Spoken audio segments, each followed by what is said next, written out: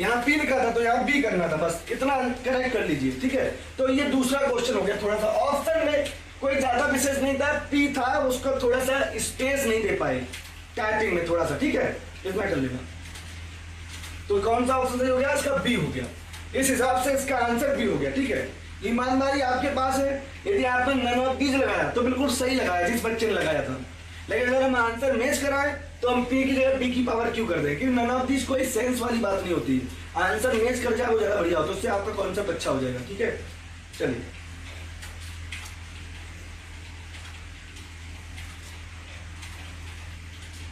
ठीक है, तो इस तरह 2 क्वेश्चन हो गए, अपने याद रखना। फिर लास्ट में पूछें कितने क्वेश्चन है, तो जिसका मान लो 14 क्वेश्चन अगर सही है तो जितने क्वेश्चन हम गलत बताएंगे, 2-3 क्वेश्चन है तो उसमें उतने क्वेश्चन ऐड कर लेना, ठीक है।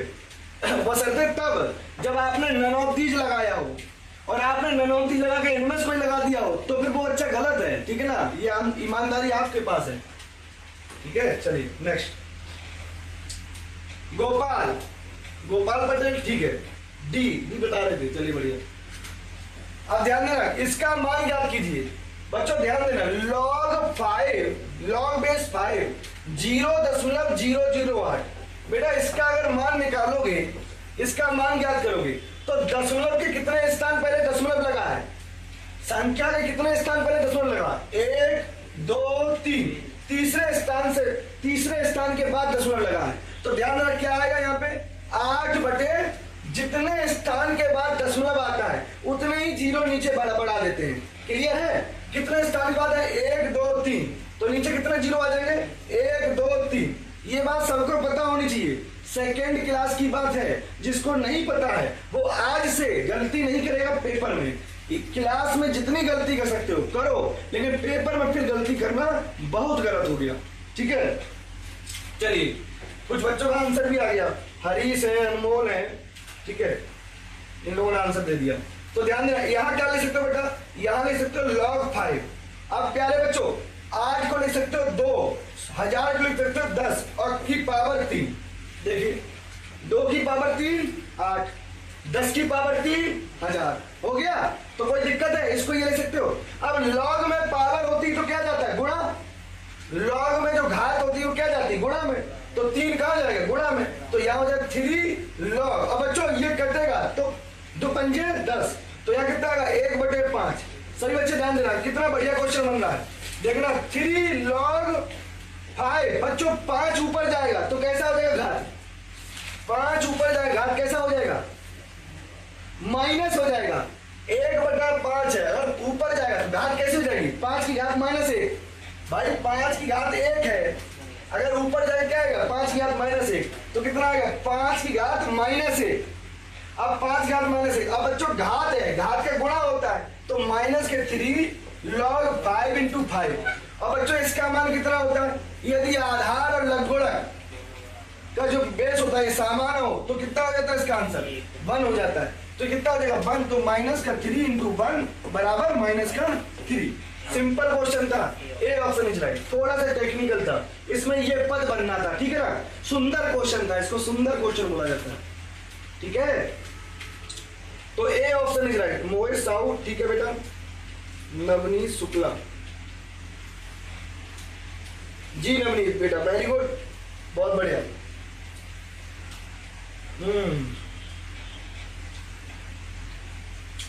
हाँ ऐसे भी भाई, ठीक है बेटा, आपने पदों को समान कर लिया, घातों की तुलना कर दी, बहुत बढ़िया। ये भी एक तरीका है, ठीक है। जो तरीका आपको समझ में आ जाए वो आपके ऊपर डिपेंड करता है, ठीक है। चलिए भाई नवनीत ने पिछला क्वेश्चन करो। नवनीत ने क्या किया? नवनीत ने ये कर लिया, देखो उसने भी अच्छा किया। 0.008 जो हमने क्लासरूम में बताया था कि इसका मान कितना होता है, तो इसका मान लेते हैं x होता है। तो ये क्या करोगे? 5 की पावर x बराबर 0.008, फिर इसको बदल लेंगे, ये कितना लास्ट में आएगा? 5 की पावर -3 आएगा।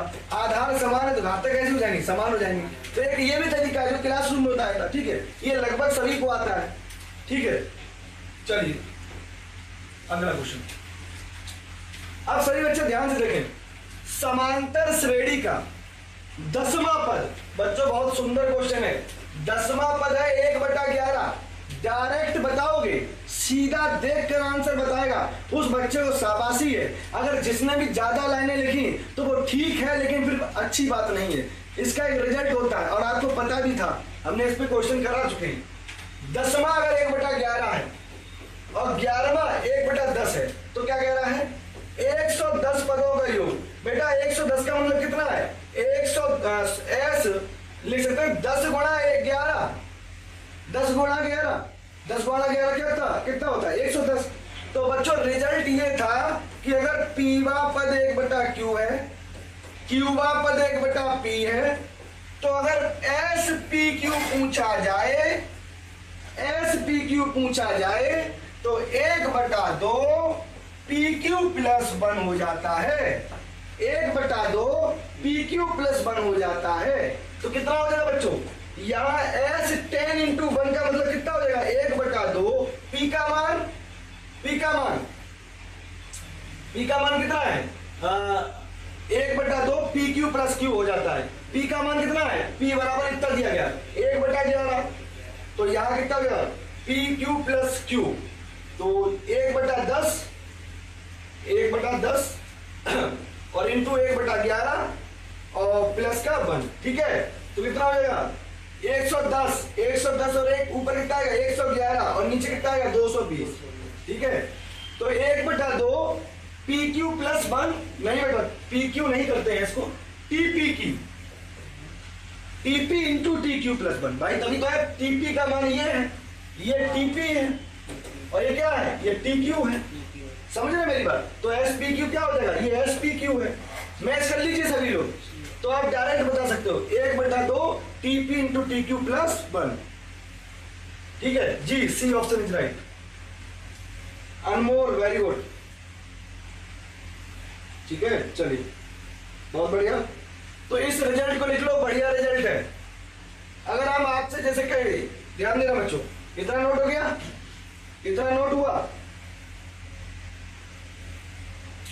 अगर हम आपसे कहें बच्चों, ध्यान देना, ऐसे क्वेश्चन है कि बच्चों तीसरा पद 1/2 है, दूसरा पद 1/3 है, तो हम आपसे कहें बताओ छठा पद कितना होगा? छठा मतलब बच्चों 3 गुणा 2 मतलब कितना? 1/2 इनका गुणा 1/2 1/3 प्लस 1 कितना आएगा? 1/2 3 दूनी 6 और 1 7/6 मतलब 7/12 आएगा।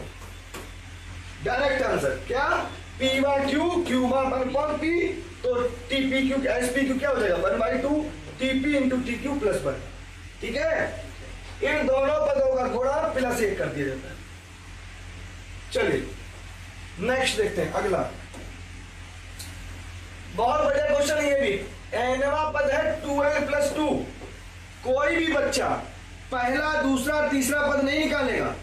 नियम तो ये भी है, पहला निकाल लो, दूसरा निकाल लो, तीसरा निकाल लो, फिर दूसरे पद में से पहला घटाओ, तीसरे पद में से दूसरा घटाओ। यदि पदों का अंतर समान है तो सार्वंतर होता है, वो डी का मान होता है। लेकिन एक रिजल्ट होता है बहुत सुंदर सा, tn बराबर an + b दिया गया हो और तो सार्वंतर जो होता है वो n का गुणांक होता है।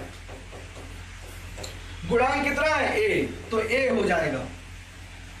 रिजल्ट ये tn बराबर an + b दिया जाए, इस रूप में दिया जाए, इस रूप में विस्तार दिया जाए, तो जो n का गुणांक होता है वही सार्वंतर होता है। पहला दूसरा तीसरा पद निकालो ही मत, सीधा आंसर दो। तो यहां बताओ सार्वंतर कितना होगा? n का गुणांक, n का गुणांक बच्चों कितना है? 2 है। n का गुणांक कितना है? 2 है। तो सार्वंतर कितना हो गया? सीधा सीधा 2। आंसर कितना आ जाएगा? 2। C option is right. ठीक है, सी ऑप्शन इज राइट। बताइए इतनी बात सबको समझ में आई?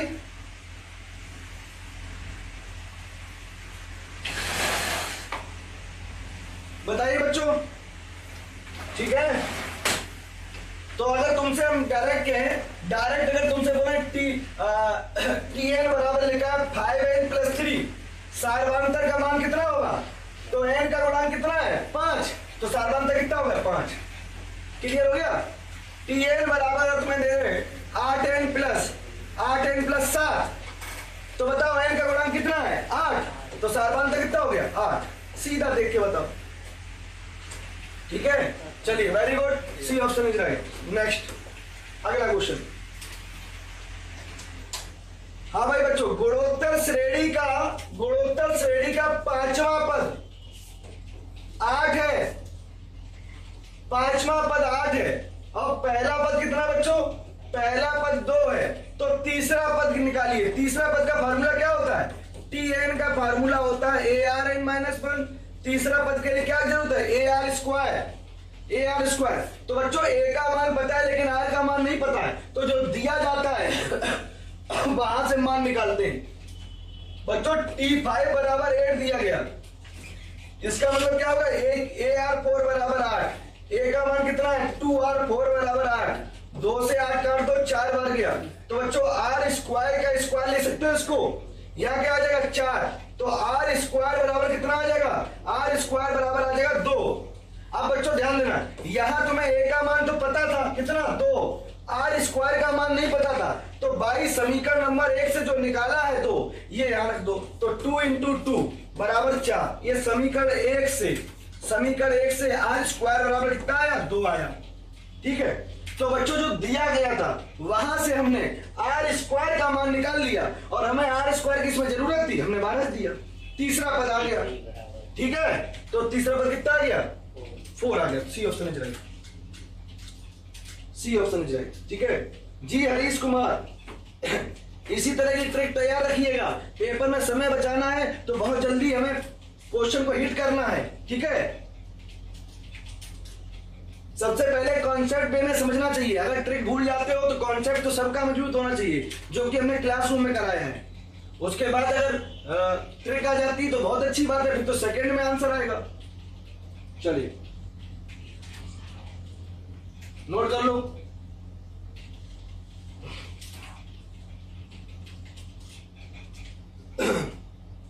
गोपाल, हरीश, नवनीत, गोपाल, नितेश, संदीप। चलिए बहुत बढ़िया, नेक्स्ट क्वेश्चन देखते हैं। अगला प्यारे बच्चों देखो, सब में घात 3 है, यहाँ पर घात 2 है, तो कोई मतलब नहीं होता है ना। आप कॉमन सेंस पढ़े लिखे बच्चे हो, आप लोग जानते हो इस तरह की बातें। सब में जब घात 3 है तो यहाँ 2 का क्या मतलब है? कोई मतलब नहीं। तो आप यहाँ पे थोड़ा सा प्रिंटिंग मिस्टेक है, आप 3 कर लीजिए, और उम्मीद करते हैं आपने आंसर सही दिया होगा। अब देखना बच्चों, ये क्या है? प्रथम n प्राकृत संख्याओं के घनों का योग। क्या होता है? प्रथम n प्राकृतिक संख्याओं घनों का योग n+1/2 का होल ऑफ स्क्वायर। अब बच्चों ऐसा मत करना, यहां पर जो क्वेश्चन दिया गया 1 cube, 2 cube, 3 cube, 4 cube, 5 cube और 6 क्यूब, कोई बच्चा ऐसा ना करे कि हर एक पद का घन निकाले और घन निकाल के जोड़ दे। कोई भी बच्चा ऐसा काम ना करे कि हर एक पद का घन निकाल रहे हो और घन निकाल के जोड़ रहे हो, ये काम बिल्कुल गलत है। ठीक है ना? आपको पता है प्रथम n प्राकृतिक संख्याओं के घनों का योग क्या होता है? तो बच्चों n का मान कितना है? 6। कितनी संख्याएं हैं? 6 प्राकृतिक संख्याएं हैं। तो यहाँ क्या आ जाएगा? 6 इंटू 6 + 1/2 का होल ऑफ क्यूब। तो आंसर क्या आएगा? 2 3 6।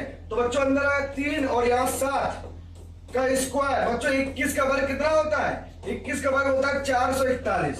तो आंसर कितना हो गया? 441। B answer is right. ठीक है, नोट करो। तो कभी भी ऐसे सवाल दिए जाएं तो ऐसा मत करना, हर एक पद का घन निकाल रहे हो उसके बाद जोड़ने का काम कर रहे हो, तो अकेला एक ही क्वेश्चन तुम्हारा पूरा 1 घंटा ले जाएगा। समझे? चाहे प्रथम n प्राकृतिक संख्याओं घनों का योग हो, चाहे वर्गों का योग हो, चाहे प्राकृतिक संख्याओं का योग हो, आपके पास तीनों के फार्मूला है, तीनों के रिजल्ट है। ठीक है ना? अब मान लेते हैं ये बच्चों 13 पदों तक हम जोड़ दें, तो आप n बराबर 13 लिखिए फार्मूला और आप उत्तर पाइए। ठीक है, चलिए बी आंसर जाएगी। चलिए अनमोल, गोपाल, ठीक है बेटा, वेरी गुड। नोट कर लो जल्दी से, पहले रिजल्ट नोट करो और इस रिजल्ट पे ये सॉल्यूशन नोट करो। संदीप, ठीक बेटा, वेरी गुड। संदीप चक्रवर्ती, ठीक है, चलो नोट हो गया। चलिए नेक्स्ट देखते हैं अगला क्वेश्चन। हाँ बच्चों, किसी कमरे में 5 अलमारियों में 4 पुस्तक कितने प्रकार से रखी जा सकती है? बच्चों इसका रिजल्ट होता है m to the power of n, m to the power of n। ये होता है m होता है कितने प्रकार से, कुल प्रकार या कुल तरीके, और n होता है वस्तुओं की संख्या।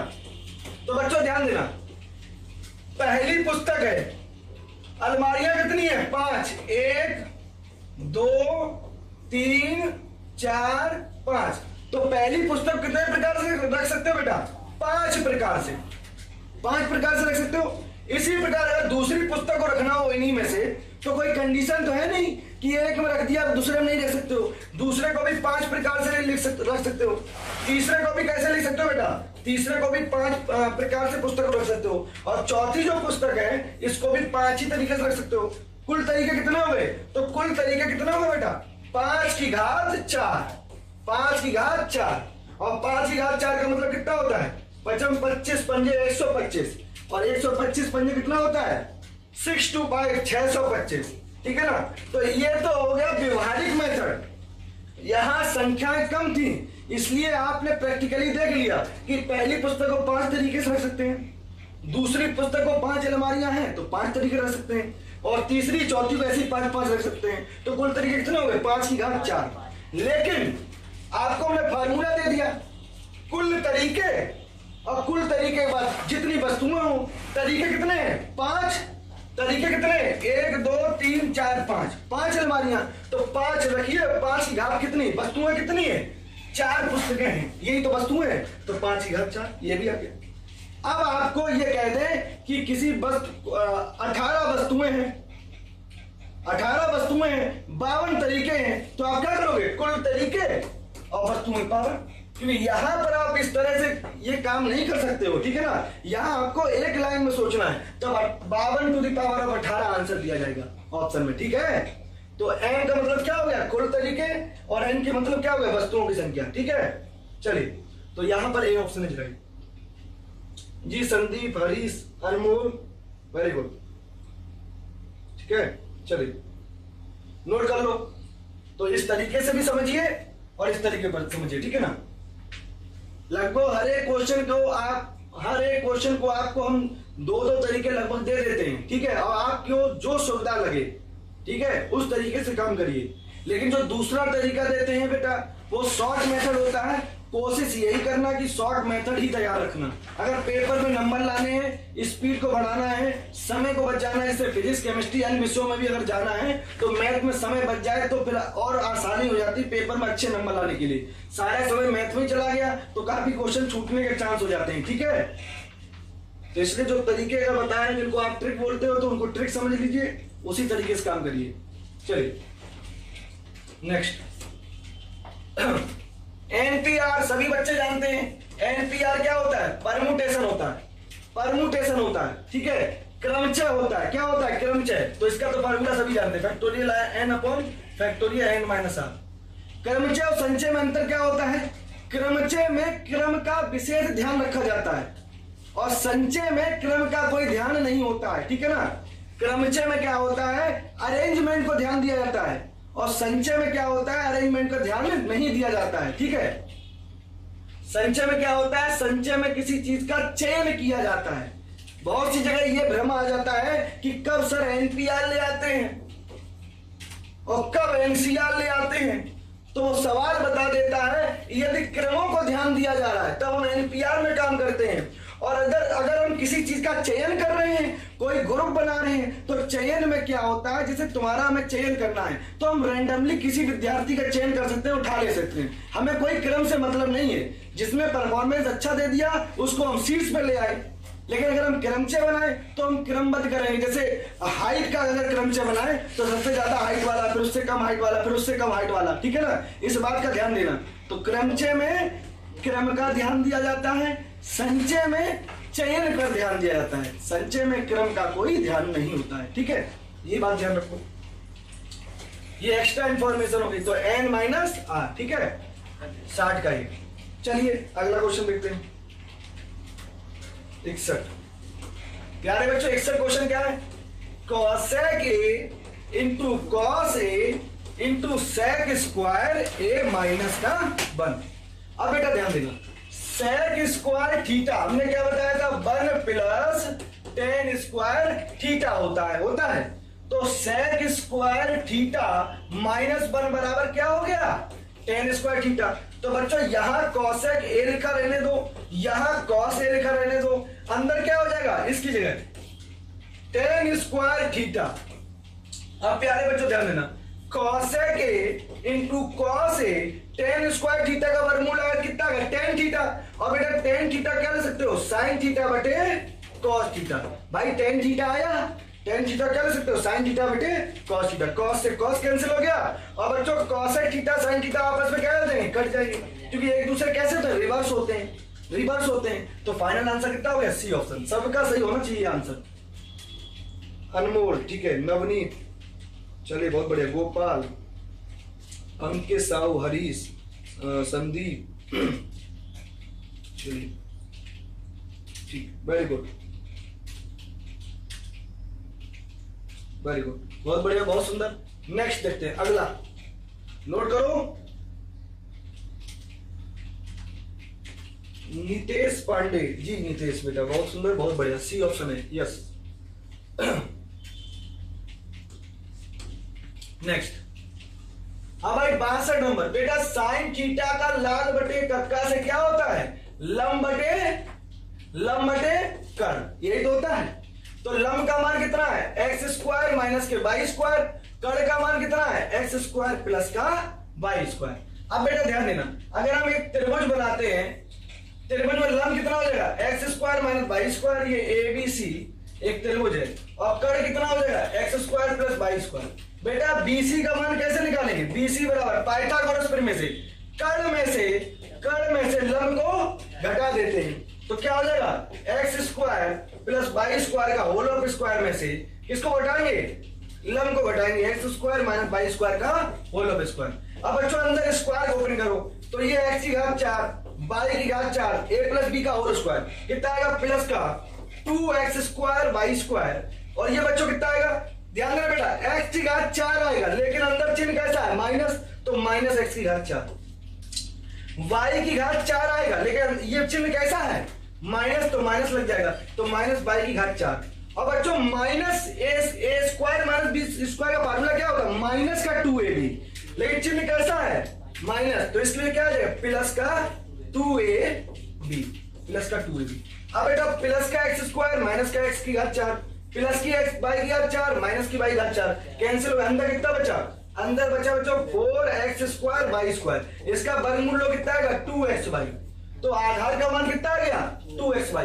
अब बच्चों कॉट थीटा पूछा गया, कॉट थीटा का मतलब क्या होता है, आधार बटे लंब, टेन का उल्टा होता है, आधार कितना है 2xy, आधार कितना है 2xy, और लंब कितना है X square minus Y square, X square minus की वाई स्क्वायर, कौन सा आंसर मैच कर गया, 2xy upon X square minus का Y square, A option is right. ठीक है, डॉली यादव वेरी गुड, अनमोल का सही है, नवनीत, आप संदीप बेटा हो सकता है आपका एमबी डाटा खत्म हो गया हो, ठीक है, राजीव ठीक है, वेरी गुड, बहुत सुंदर, ठीक है, चलिए नोट करो, इतना नोट करो बच्चों।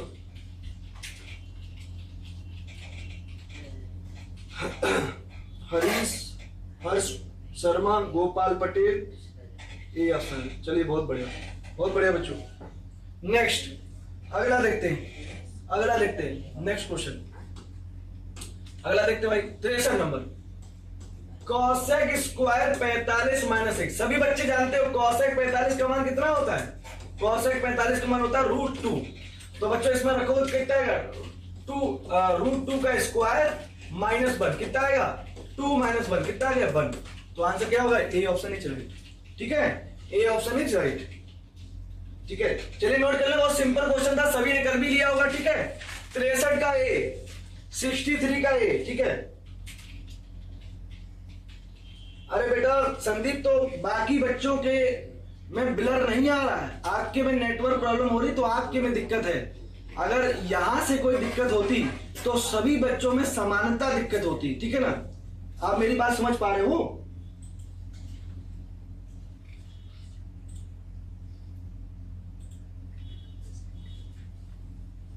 अच्छा प्रेम प्रताप सिंह, अरे बेटा तो पहले बताना था।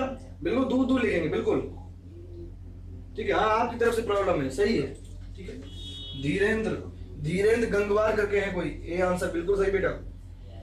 Navneet Shukla, very good very good जी बेटा, दूर दूर लिखेंगे, ठीक है। आपकी कंप्लेंट नोट कीजिए। हाँ भाई 64 नंबर 64, घन का आयतन 27 है, तो घन का संपूर्ण पृष्ठ बताइए प्यारे बच्चों। घन का संपूर्ण पृष्ठ क्या होता है? घन का संपूर्ण पृष्ठ 6 इंटू भुजा स्क्वायर। तो भुजा का मान कैसे निकलेगा? घन का आयतन क्या होता है? भुजा क्यूब, और आयतन कितना दिया गया? 27 दिया गया है। तो इससे बच्चों हम ए का मान कितना आ जाएगा? 3। ए का मान आ जाएगा 3। अब इस ए का मान अगर समीकरण रखोगे तो घन का संपूर्ण पृष्ठ कितना हो जाएगा? 6 इंटू भुजा स्क्वायर। तो 6 इंटू भुजा कितनी है? 3 का वर्ग कितना होगा? 9, और 9 का 6 में गुणा करो कितना आएगा? 54। तो आंसर कितना आ जाएगा? 54 सेंटीमीटर स्क्वायर। तो B option is right. Prafull Uttam, Dolly Yadav, Dhirendra अनमोल, ठीक है, वेरी गुड, बहुत सुंदर। नीतेश, अंकित साहू, नवनीत शुक्ला, समर साहू, विश्व मोहन शुक्ला।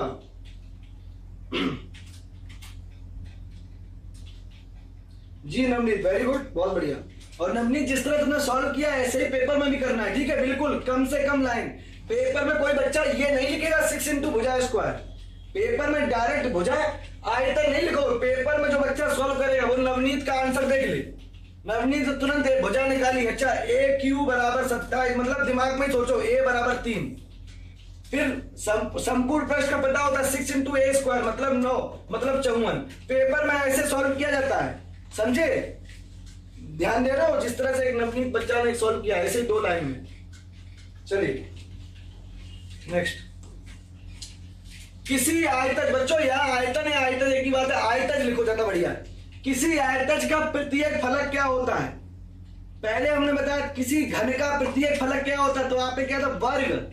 और प्रत्येक किसी आयतज का प्रत्येक फलक, फलक का मतलब होता है कि आयत नुमा कोई बक्सा है तुम्हारे घर में, आयताकार की तरह है, तो उसका प्रत्येक फलक जो होगा ना, ये 3D फिगर होता है। उसका हर एक बक्से का फ्रंट, बक्से का पीछे का हिस्सा, आगे का हिस्सा, दाएं का, बाएं का, ऊपर का, नीचे का, वो सबका सब क्या हो जाएगा? वो आयत होगा। क्या होगा?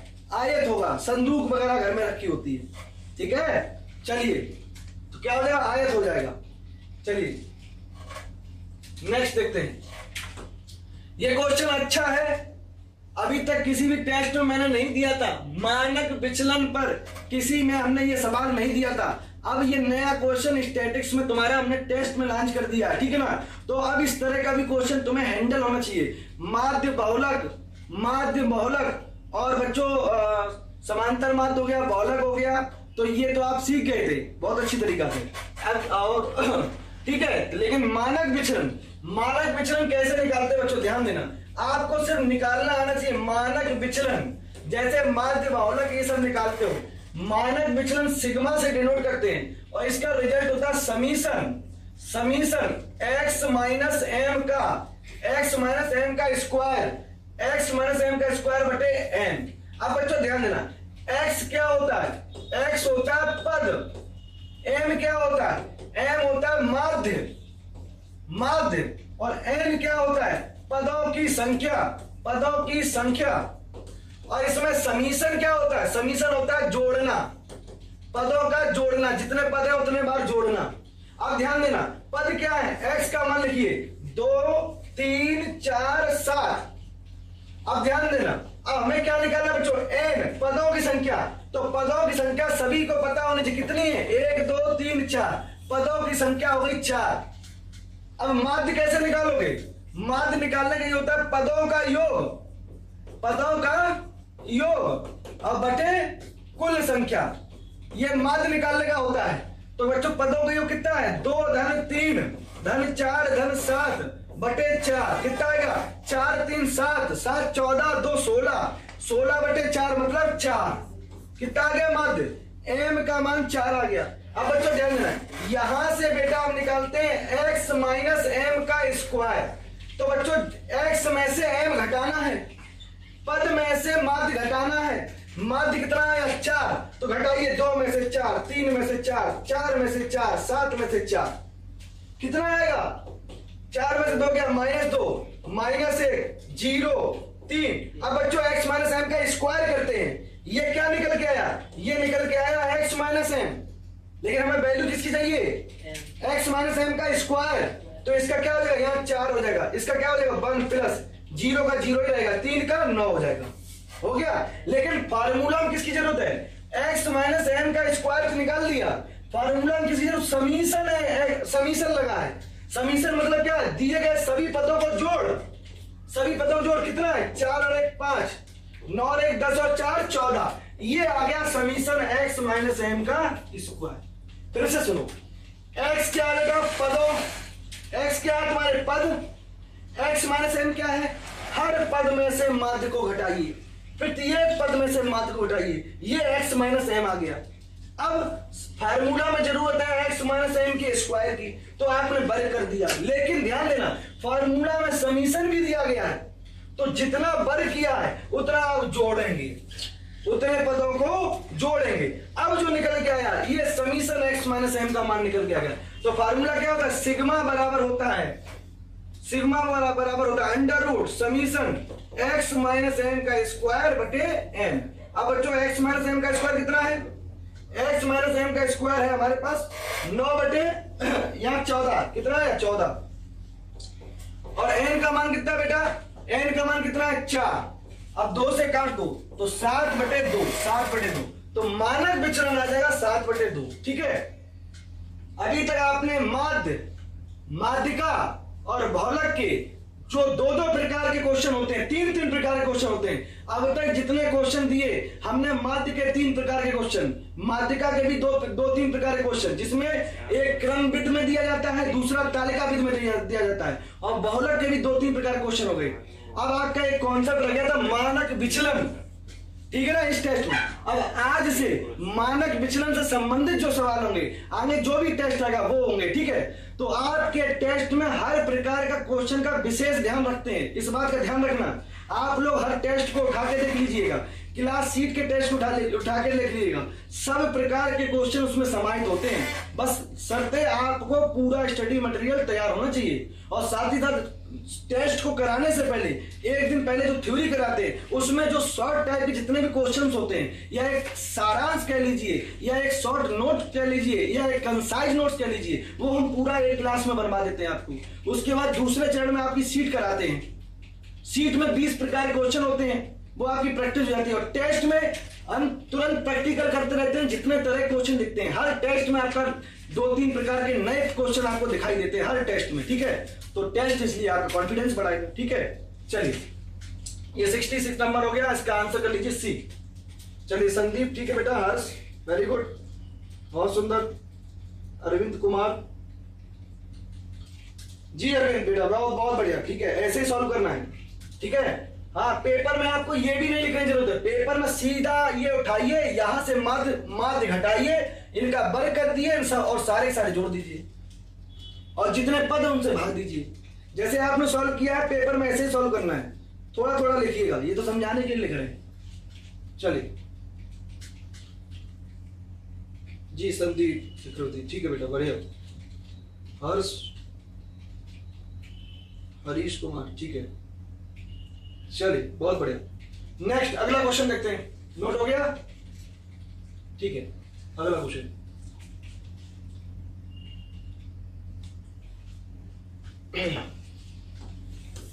हाँ भाई, बेलन का बक पृष्ठ क्या होता है? सबसे पहले बताओ, देखो यहां से क्वेश्चन आएगा और बताएगा फॉर्मूला पे ही आएगा, और तुम्हारे लोगों का भ्रम ये होता है शंकु बेलन में बक पृष्ठ और आयतन ही भूल जाते हो। आपस में आयतन तो दोनों लोग भूल जाओगे आराम से, तो कंफ्यूज ना हो इसलिए प्रैक्टिस भी करिए।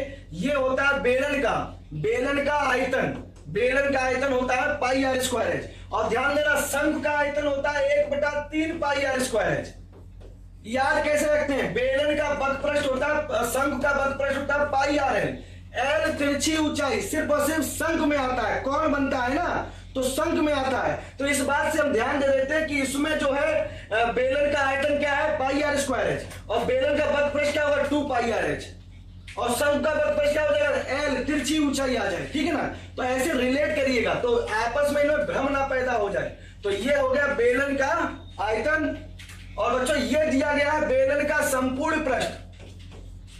बेलन का संपूर्ण पृष्ठ होता है 2 पाई आर एच प्लस आर, जिनको ना याद हो इस ऑप्शन के माध्यम तैयार कर ले। और बच्चों ये होता है खोखले बेलन का संपूर्ण पृष्ठ 2 पाई आर, बच्चों 2 पाई आर एच प्लस आर होता है खोखले बेलन में आंतरिक और बाहर दो त्रिज्याएं R1 R2 हो जाती हैं, तो R1 प्लस R2 और R1 minus R2 plus H, ठीक है ना। तो इस तरह से तैयार करो। और बेलन का बक पृष्ठ पूछा गया तो बेलन का बक पृष्ठ होता है 2 पाई आर एच, क्या होता है 2 पाई आर एच, बेलन का बक पृष्ठ ये होता है बक पृष्ठ, ठीक है। चलिए जी हर शर्मा, ठीक है बेटा, वेरी गुड। हरीश धीरेन्द्र, चलिए बहुत बढ़िया। नेक्स्ट,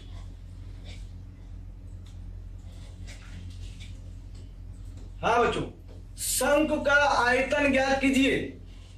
शंकु का आयतन ज्ञात कीजिए। आधार की त्रिज्या और ऊंचाई दी गई है बेटा। आधार की त्रिज्या मतलब स्मॉल आर का मान कितना है 6 सेंटीमीटर।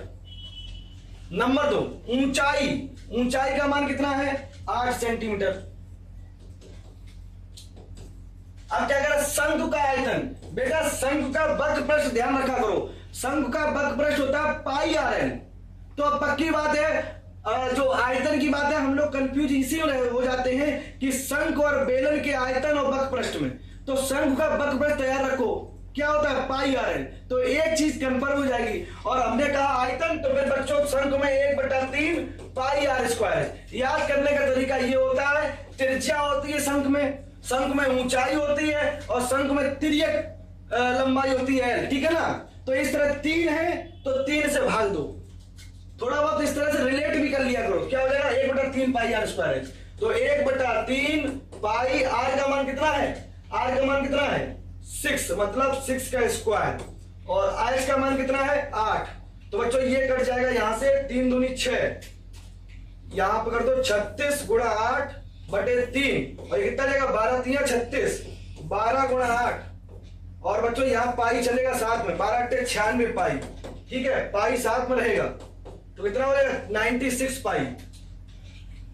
इसमें बच्चों थोड़ा सा करेक्शन कर लो, 96 पाई होना चाहिए।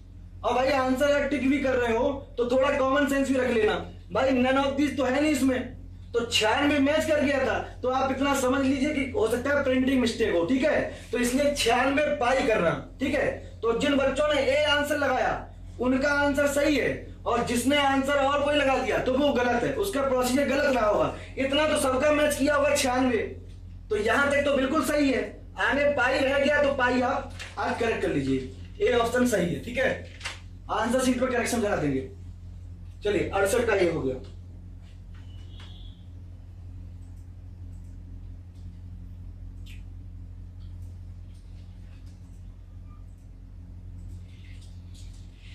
नवनीत शुक्ला कह रहे हैं 96 का ये PHY क्या होता है, फिर से तो नहीं होता है, अच्छा फिर से आंसर, अच्छा हाँ 96 का आंसर जो है गड़बड़ है, ठीक है।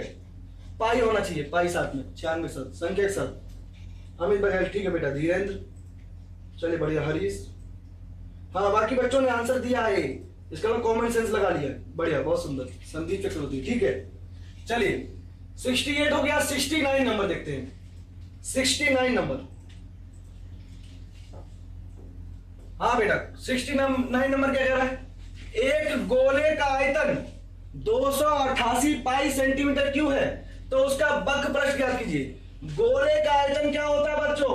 गोले का आयतन होता है 4/3 पाई आर क्यू, और दिया गया है कि 4/3 पाई आर क्यू बराबर कितना है? 288 पाई। अब बच्चों ध्यान रखना, पाई से पाई कैंसिल हो गया, 4 से अगर काटोगे तो 4 7 28, 4 दूनी 8, ठीक है। तो यहां कितना आएगा? आर क्यू बराबर 216 आ जाएगा, और 216 का घनमूल लोगे तो आर बराबर कितना आ जाएगा? 6 सेंटीमीटर। 6 का घन होता है 216। अब बक पृष्ठ पूछ रहा है, गोले का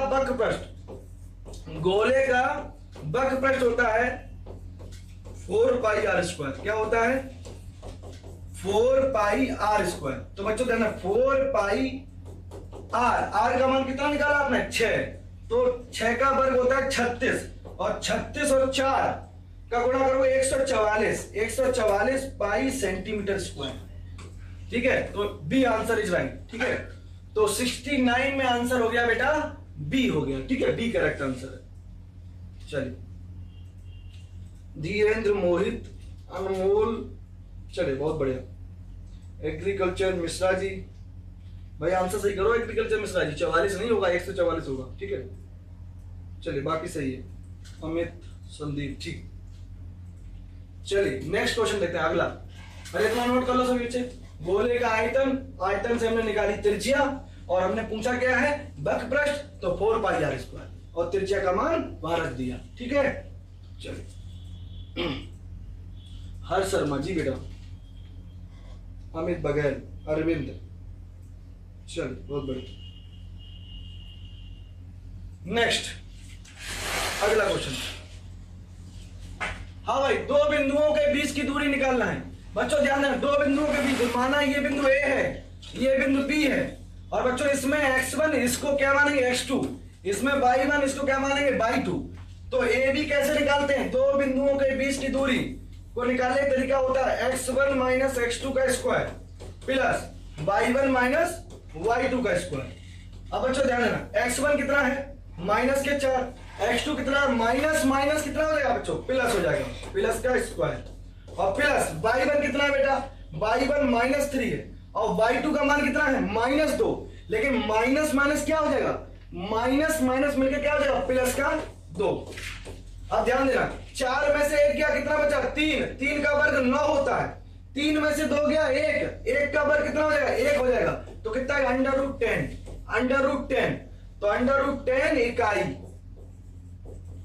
तो आंसर कौन सा हो गया? ए ऑप्शन इज राइट, दो बिंदुओं के बीच की दूरी का, ठीक है बच्चों। इस तरह से 70 क्वेश्चन हम लोगों ने 50 से 70 के बीच 20 क्वेश्चन क्लियर कर लिए। 20 क्वेश्चन का डिस्कशन हमारा कंप्लीट हो गया, ठीक है। उम्मीद करता हूं आप सभी को समझ में आया होगा, और जो भी क्वेश्चन कुछ नए प्रकार के अगर आपको दिखे हैं, जैसे अब तक आप रिजल्ट पढ़ते आए, प्रथम n प्राकृतिक संख्याओं का योग, उनके वर्गों का योग, उनके घनों का योग, आज आपको क्या मिला? आज उनका जनरल रिजल्ट ना देकर हमने डिजिट में आंसर पूछ लिया, ठीक है। इसी प्रकार आपको एक मानक विचलन पे क्वेश्चन मिल गया, ठीक है। और ऐसे ही कुछ 2-4 क्वेश्चन हर एक ऑर्डर में आपको कुछ नया चेंजमेंट करके देते हैं, ठीक है। चलिए, तो उम्मीद करता हूं आप सभी को समझ में आ गया होगा, ठीक है। आज के लिए इतना ही रखते हैं, ठीक है बच्चों, धन्यवाद। चलिए, नोट हो गया सभी बच्चों का? नोट कर लीजिए, दो बिंदुओं के बीच की दूरी कितना है? √10 इकाई। चलिए बच्चों, ठीक है, जय हिंद, थैंक यू।